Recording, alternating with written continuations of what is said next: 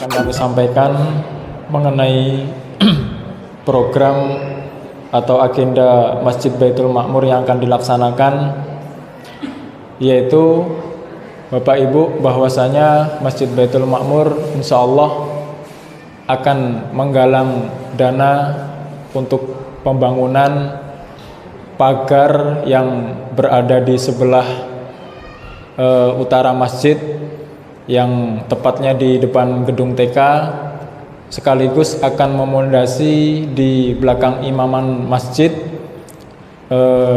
di mana di situ adalah pembuangan air daripada toilet kita yang ada di masjid, sehingga dikhawatirkan nanti akan longsor, sehingga lebih baiknya akan kita pondasi untuk mengantisipasi jalannya longsor.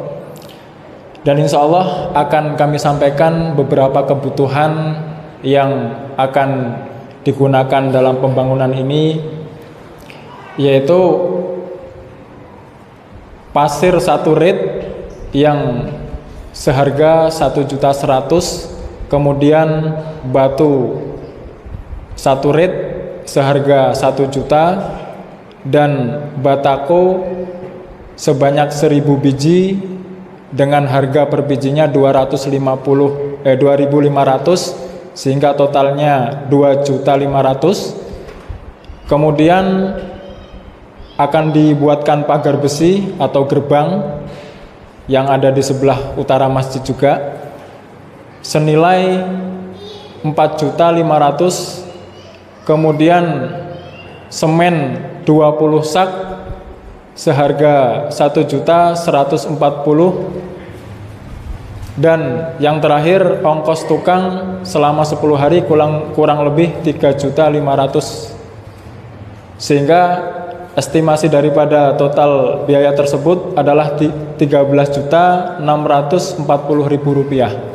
Maka dalam hal ini Bapak Ibu kami sampaikan, barangkali Bapak Ibu yang ingin bersedekah dalam penggalangan dana ini untuk pembangunan Masjid Baitul Ma'mur guna keamanan kita bersama dan sebagai fasilitas sekolahan kita yang baru, sekolahan TK, silahkan Bapak Ibu yang ingin bersedekah bisa langsung menghubungi beliau Bapak Samsul selaku bendahara Masjid Baitul Ma'mur.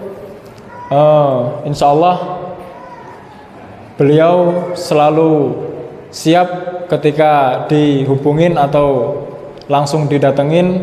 Kalau Bapak Ibu belum tahu Bapak Samsul yang pakai kacamata kopiah hitam, yang berjenggot, orangnya agak sedikit orangnya sangat ganteng, alhamdulillah, masya Allah. Itu insya Allah itu yang dapat kami sampaikan Bapak Ibu. Mudah-mudahan apa yang Bapak Ibu berikan, sedekahkan, menjadikan amal jariah dan menjadikan pahala yang besar di sisi Allah. Dan dari saya insya Allah cukup sekian. Langsung saja kita lanjutkan kajian bersama Al Ustadz Setio.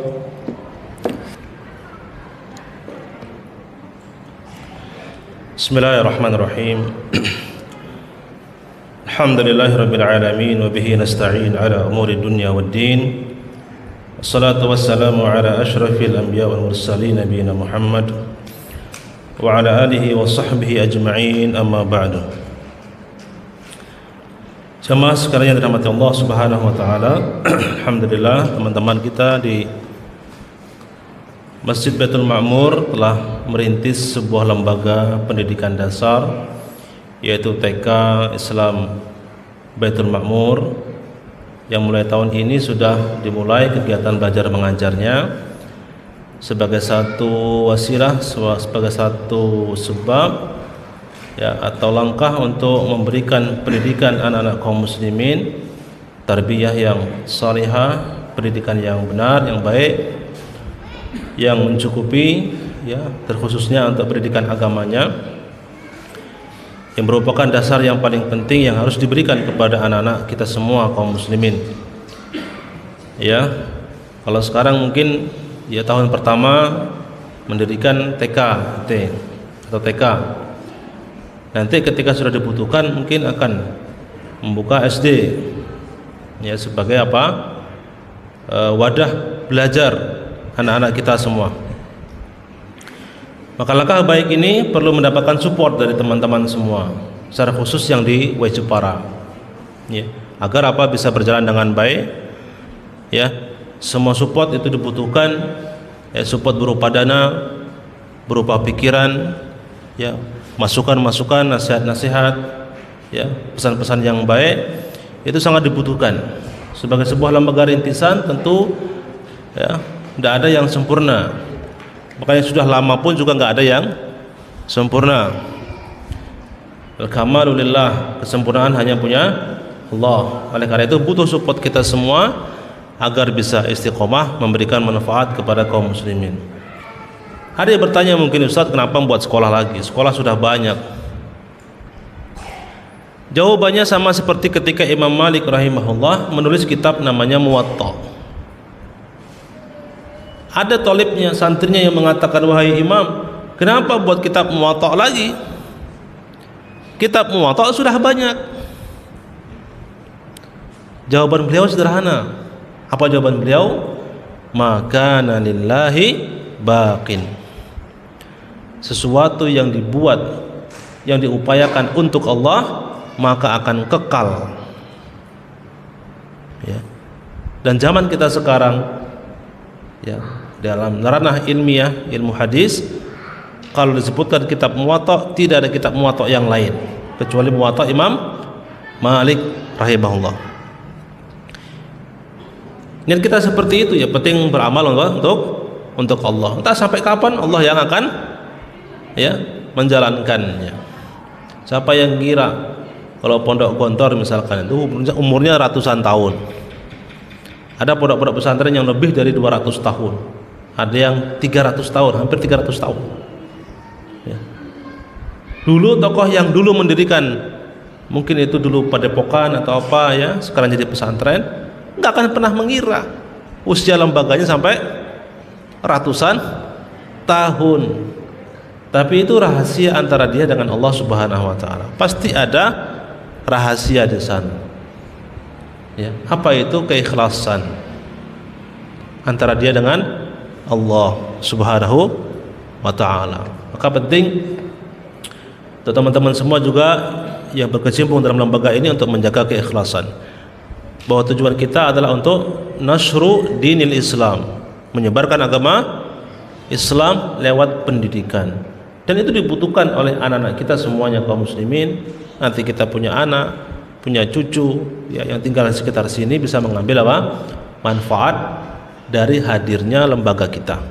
Maka mari kita support teman-teman semua dan apa yang kita bisa agar bisa semakin berkembang, ya, lembaga pendidikan ini nanti, ya, sampai waktu yang Allah akan tentukan. Barakallahu fikum. Kemudian kita lanjutkan yang kelima, pembatal salat yang kelima, kashful aurati amdan, membuka aurat, ya, secara sengaja. Yang keenam, istidbarul qiblah, membelakangi kiblat dengan sengaja. Ya, ketika dia tahu kiblat sudah benar arah sana, dengan sengaja dia membelakangi kiblat, maka batal salatnya. Ya, tentu berbeda ketika seorang sudah, ya, memang dalam safar misalkan dan nggak tahu arah, dia berijtihad begitu, wah kayaknya barat itu sebelah sana, ternyata sana timur, ya, maka tidak masalah. Kenapa? Dia melakukannya tanpa kesengajaan, bahkan dia sudah berpahala dengan berijtihad, mencari, berusaha arah kiblat yang benar. Ya, kalau sekarang mungkin mudah, bisa pakai, ya, maps, bisa pakai apa namanya, alat bantu. Kalau zaman dulu mungkin itu susah, gitu ya. Terutama ketika sholat, ya, dalam sholat ada nanti beberapa gerakan-gerakan yang itu dibolehkan, tidak termasuk membatalkan sholat. Termasuk, ya, seorang yang maju ke depan untuk memenuhi shaf yang kosong. Nah, ini kan gerakan boleh. Ada nggak gerakan di sini? Sebentar.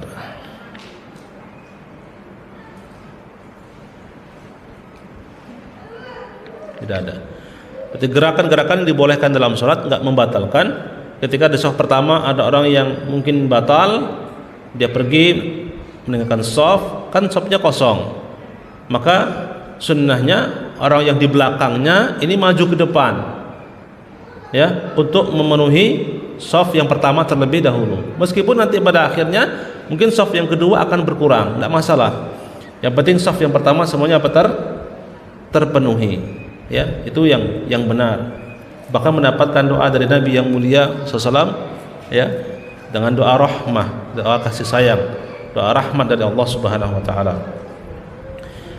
Termasuk sesuatu yang boleh dalam sholat, gerakan yang ada hajat, ada kebutuhan. Misalkan seorang, ya, sholat di dekat ruang tamu misalkan, pintunya terkunci, dia sholat menghadap kiblat, pintu di belakang atau di samping, samping, ya. Ketika ada orang, mungkin istrinya mengucapkan salam mau masuk, dia sedang sholat, maka tidak harus bagi dia untuk membatalkan sholatnya. Cukup bagi dia untuk apa? Berjalan tanpa mengubah arah kiblatnya sholat, kemudian membuka pintu kunci, ya, kemudian dia kembali ke sholatnya, tempat sholatnya, dan itu tidak mengapa, diperbolehkan. Bahkan menjawab menjawab salam dengan isyarat boleh, ya. Ada orang mengucapkan assalamualaikum, maka dijawab dengan isyarat.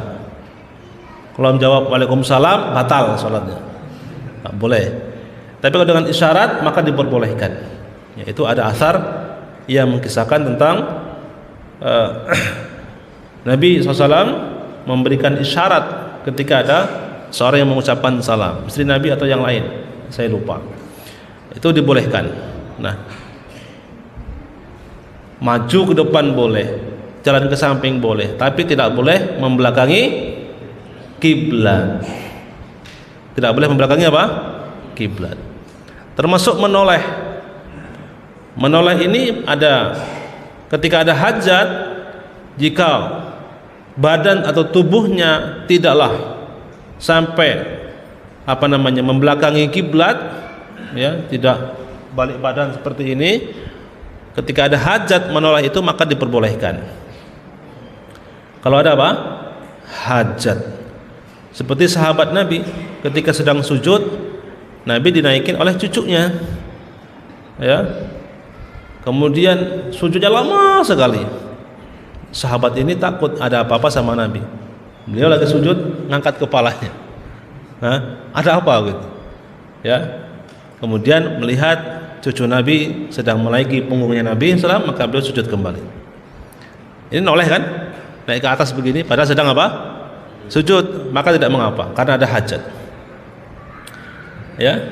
Ada kisah juga, ya, guru kita Syekh Ali Hudzaify hafizahullah taala, suatu ketika, ya, ketika imam itu salah bacaannya, beliau noleh, ya, noleh ke kiri untuk memastikan di belakang imam itu ada petugas yang memang tugasnya untuk apa? Membenarkan imam. Ketika dipastikan ada, maka beliau pun diam.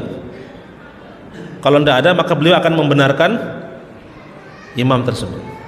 Ini dibolehkan untuk memastikan saja, ya.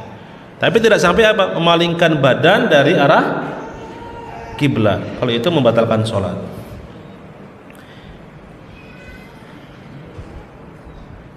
Yang ketujuh, kata beliau, ittisalun najasati bil musalli ma'a ilmi biha wa tadhakkuriha idza lam yuzilha fil hal.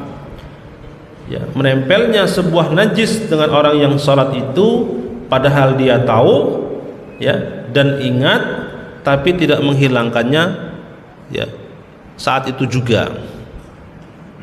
Dia tahu ada di badannya ada sesuatu yang najis, dia tahu, ingat, tapi tetap begitu saja, maka tidak sah sholatnya, batal sholatnya.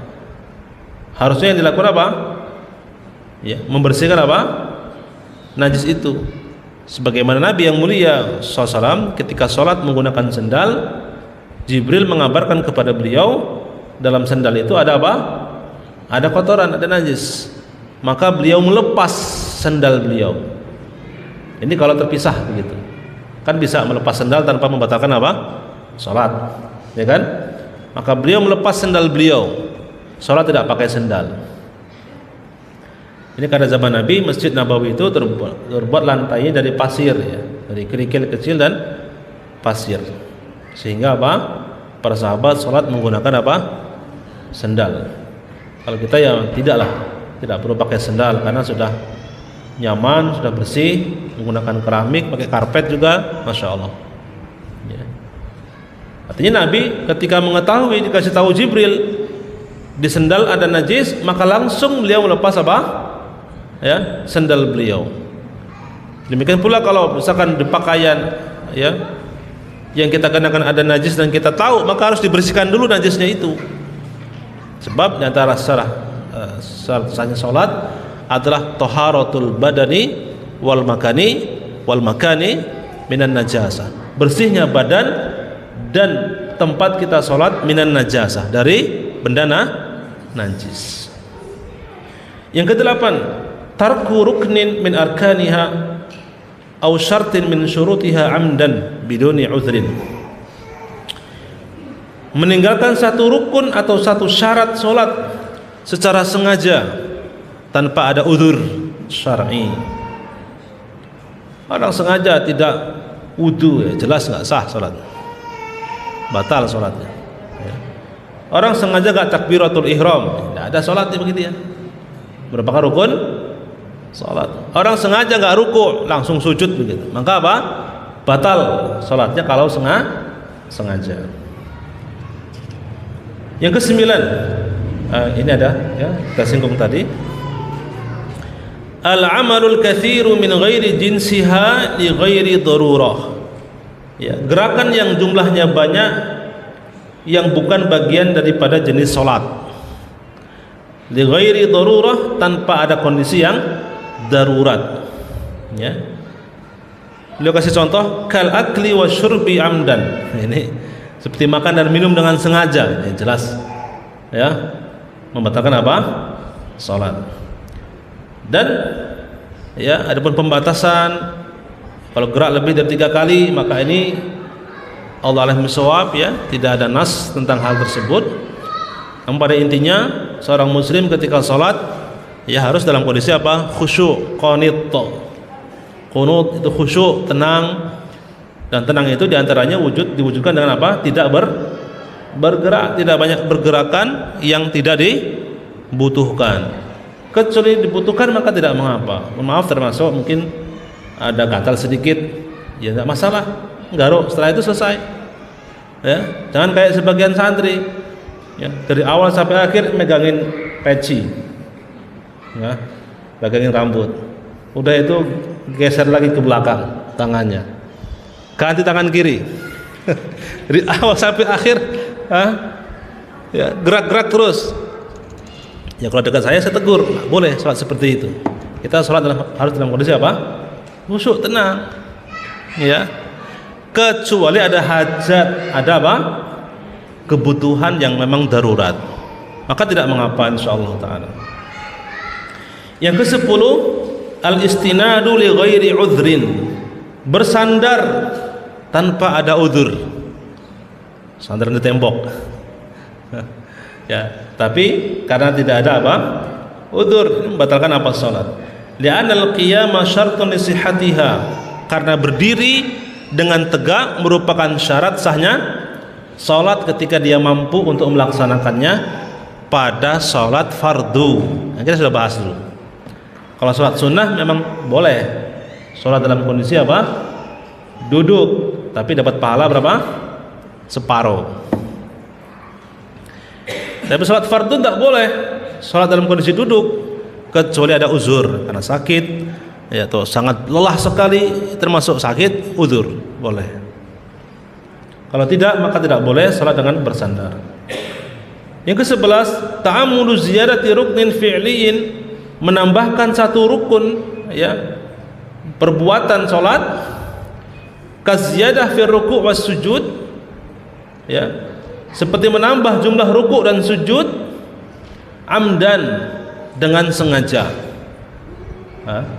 Selain itu bid'ah, maka membatalkan apa? Salatnya, karena itu bukan petunjuk Nabi sallallahu alaihi wasallam. Yang ke-12, ta'ammudu taqdimi ba'dil arkani ala ba'din, sengaja mendahulukan sebagian rukun daripada sebagian yang lainnya. Sujud dulu baru rukuk. Kalau ada orang begitu maka batal salatnya, ya. Yang ke-13, ta'ammudus salam qabla itmamiha, sengaja mengucapkan salam sebelum sempurna salatnya. Kecuali kalau lupa, maka ini beda lagi, nanti ada sujud sahwinya. Yang ke-14, ta'ammudu ihalatil ma'na fil qiraah, ay qiraatul Fatihah li'annaha ruknun, sengaja merubah makna dalam membaca surat Al-Fatihah, karena surat Al-Fatihah satu-satunya bacaan surat yang rukun dalam salat. Kalau baca surat setelah Al-Fatihah hukumnya sunnah dalam sholat, nggak baca pun nggak apa-apa, ya. Al-Fatihah rukun, maka harus diperbaiki bacaannya, jangan sampai merubah makna daripada surat Al-Fatihah. Nah, disinilah perlunya talqin, perlunya belajar khusus surat Al-Fatihah. Di sini mungkin ada asatidzah, ya, ada Ustaz Adi, Ustaz Barkah, mungkin bisa membantu teman-teman, ikhwan-ikhwan, khusus surat Al-Fatihah saja. Selesai, mungkin baru pindah yang lain, supaya Al-Fatihah ini benar-benar lurus, ya, minimal kalau ada lahan-lahannya, lahan yang khafi saja, jangan yang jali. Lahan itu kesalahan, yang ringan-ringan saja, yang tersembunyi, jangan yang jali, yang nampak, yang bisa merubah makna. Al-Fatihah ini kita baca setiap kali sholat, meskipun sholat sunnah kita baca Al-Fatihah, kan? Ya, maka ini sangat penting sekali kalau bisa diadakan, ya, dan teman-teman belajar memperbaiki bacaan surat Al-Fatihah saja. Yang ke-15, faskhun niyati bitaraddudi bil faskhi wa bil azmi alaihi, ya, membatalkan niat salat, ya, berulang-ulang, ya, dan bertekad membatalkan sholat, maka langsung batal apa? Sholatnya. Nah, niat ini berlaku sejak awal sholat sampai akhir sholat. Niat apa? Sholat. Li'anna istidamatan niyati syartun, karena berlangsungnya niat dari awal sampai akhir merupakan syarat sahnya sholat. Wallahu ta'ala a'lam bissawab. Kita cukupkan sampai di sini untuk materi kajian. Kemudian kita buka sesi tanya jawab. Bagi teman-teman yang punya pertanyaan, dipersilakan. Monggo, Pak. Assalamualaikum warahmatullahi wabarakatuh.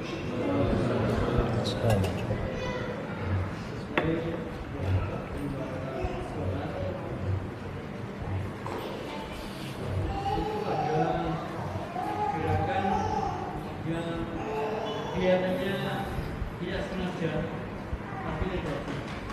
Contoh misalnya di buku ini tidak sampai Allah tidak, tangan ini tidak diam tapi melambai ada itu terus batalkan sholat.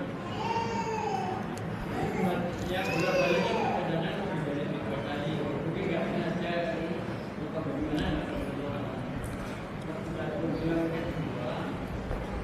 Ketika kita makmum, ada sebagian yang menyatakan bahwa harusnya kita tahu pernyataan bahwa ketika makmum kemudian imam menjalankan Fatihah, si makmum bisa tidak bisa membaca Fatihah yang mungkin diperhatikan bahwa itu jika ada kasih. Assalamualaikum warahmatullahi wabarakatuh. Assalamualaikum warahmatullahi wabarakatuh. Barakallahu fiik. Yang pertama, beliau bertanya tentang sebuah gerakan yang mungkin tidak sengaja dilakukan ketika bangkit dari ruku. Sebagian orang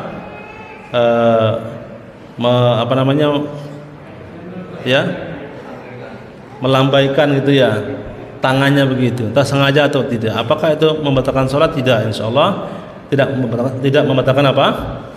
Sholat, meskipun sengaja, karena itu gerakan yang sedikit, gerakan yang tidak banyak dan tidak membatalkan sholat insya Allah taala. Apalagi tidak sengaja, namanya nggak sengaja juga nggak masalah insya Allah. Akan tetapi ya juga bukan sunnah, juga bukan apa? Sunnah, karena sunnahnya setelah ruku ya tangan ya. Khilaf antara ulama, di situ ada dua pendapat. Syekh bin Baz rahimahullah dan sebagian ulama berpandangan setelah ruku maka orang meletakkan tangannya di dada sebagaimana dia sebelum ruku.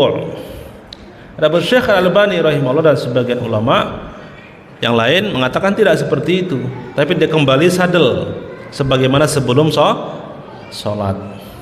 Ya, ala kulli hal ada dua pendapat terkait dengan bagaimana posisi tangan kita setelah apa? Setelah ruku. Tapi sadel pun ya, sadel itu artinya diam, ya, tidak di apa namanya? Enggak di gerak-gerakkan begini yang kayak mainan gitu. Ya. Tapi kalau nggak sengaja ya tidak masalah. Sengaja pun tidak membatalkan sholat insyaallah karena bukan gerakan yang banyak. Wallahu a'lam bishawab. Yang kedua terkait dengan bacaan Al-Fatihah bagi makmum, apakah makmum membaca Al-Fatihah? Maka jawabannya adalah hadis Nabi yang mulia sallallahu alaihi wasallam, "Man kana lahul imam fa qira'atul imam lahul qira'ah." Barang siapa yang punya imam, maksudnya dia jadi apa? Makmum, maka bacaan imam merupakan bacaan baginya. Artinya apa? Sudah cukup bagi dia mendengarkan bacaan imam pada sholat-sholat jahriyah yang dia mendengarkan bacaan imam tersebut. Ya, ini yang kuat, sudah cukup bagi dia untuk mendengarkan saja Al-Fatihah tersebut. Meskipun sebagian ulama seperti Imam Bukhari rahimahullah dan ulama-ulama yang lain ada yang menguatkan tetap wajib bagi setiap makmum membaca Al-Fatihah. Ya, karena Al-Fatihah merupakan apa? Rukun dalam apa?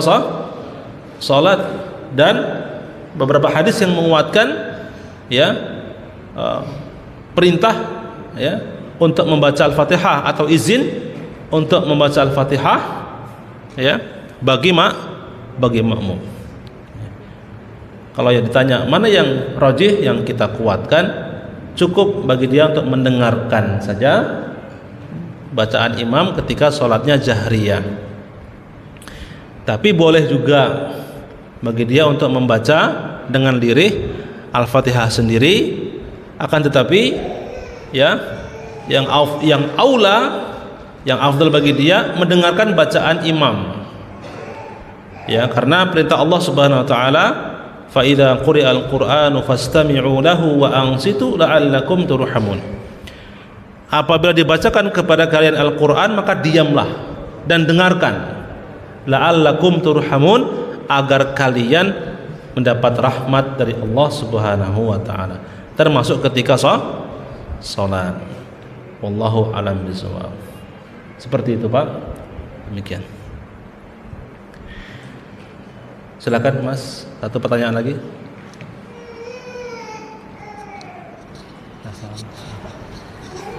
Assalamualaikum warahmatullahi wabarakatuh. Sholat mandi besar sama mandi sebelum sholat Jumat itu apa sama Ustadz?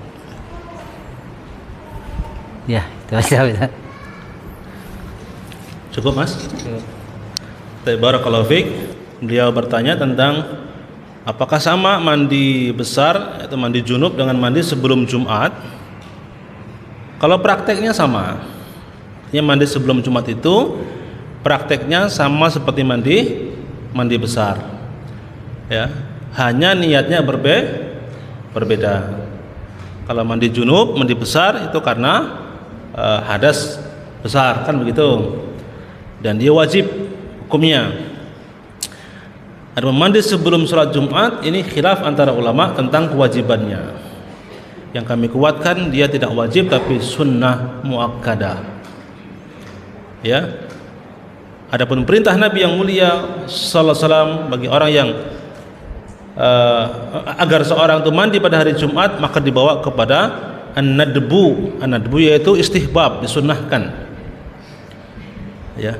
Di antara sahabat yang memahami ini adalah sahabat Utsman bin Affan radhiyallahu taala anhu, Amirul Mukminin, khalifah yang ketiga. Ya, ketika beliau ya datang pada hari Jumat terlambat. Jadi Amirul Mukminin Umar bin Khattab sudah naik mimbar. Baru masuk sahabat Utsman. Ya. Kemudian salat dan duduk. Setelah itu ditegur sama Umar. Ini sedang khutbah. Ya. Dan boleh bagi khatib itu, Pak, berbicara dengan jamaah yang dia inginkan. Tegur, "Mas, sampai ngapa terlambat?" Boleh. Ya. Tapi khusus antara khatib dengan jamaah yang berbicara tadi. Termasuk jamaah juga boleh berbicara dengan khatib, tapi sesama jamaah nggak boleh. Ya, sebagaimana seorang sahabat yang masuk, sahabat Arab Badui datang, ya, masuk masjid langsung mengatakan, Nabi sedang khutbah, "Wahai Rasulullah, ya, halakatil amwal wa ja'al iyal." Harta-harta kami telah binasa, hewan-hewan pada mati, keluarga kami ada pada kelaparan. Fad'ullaha lana, maka doalah kepada Allah minta hujan bagi kami. Nabi sedang khutbah. Nabi memutus khutbah beliau lalu berdoa, mengangkat kedua tangan beliau minta hujan. Ini istisqa. Doa istisqa, doa minta apa? Hujan ketika khutbah. Ini juga sunnah. Tapi boleh antara khatib dengan makmum yang dituju, boleh. Tapi kalau jamaah sama jamaah nggak boleh ngobrol.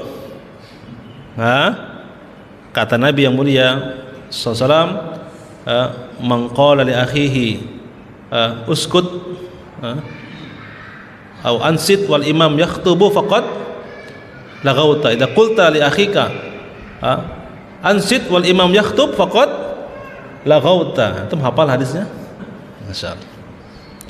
Kenapa hafal? Sering diingat ulang-ulang gitu ya. Tapi gak paham maksudnya apa. Artinya kalau kau mengatakan kepada temanmu diem padahal imam khatib sedang khutbah, kamu telah melakukan tindakan laghun, sia-sia. Itu artinya, Pak. Dihafalin, Pak, ya. Sama jamaah nggak boleh, tapi khatib sama salah seorang jamaah boleh. Ditegur sama Khalifah Umar, "Wahai Utsman, tidak layak orang seperti kamu datang terlambat sholat Jumat." Beliau orang ketiga, ya, orang keempat setelah Nabi SAW. Nabi SAW, Abu Bakar, Umar dan Utsman. Nggak layak orang seperti kamu apa? Datang terlambat sholat Jumat. Kemudian beliau menyatakan alasan beliau, Amirul Mukminin, ya, tadi saya lupa atau sedang ada kesibukan, lalu saya ingat ini adalah hari Jumat, lalu saya wudhu dan pergi ke masjid. Beliau marah, "Kamu cuma wudhu." Beliau tidak mandi, ya. Tapi beliau gak menyalahkan Utsman radhiyallahu taala anhu. Artinya apa? Sahabat Utsman berpandangan bahwa mandi sholat Jumat tidak wajib. Ya, perintah Nabi untuk mandi itu lil istihbab, untuk menunjukkan sunnah dan dianjurkan. Tapi bagi yang berpandangan itu adalah wajib, ya monggo. Artinya pendapat itu silahkan dipilih, karena tidak satu dua ulama yang berpandangan dengan pendapat itu, maka hukum wajib bagi antum, hukum mandi bagi antum wajib, karena pendapat antum wajib. Tapi karena wajib mandi karena mau sholat Jumat, karena bukan mandi apa?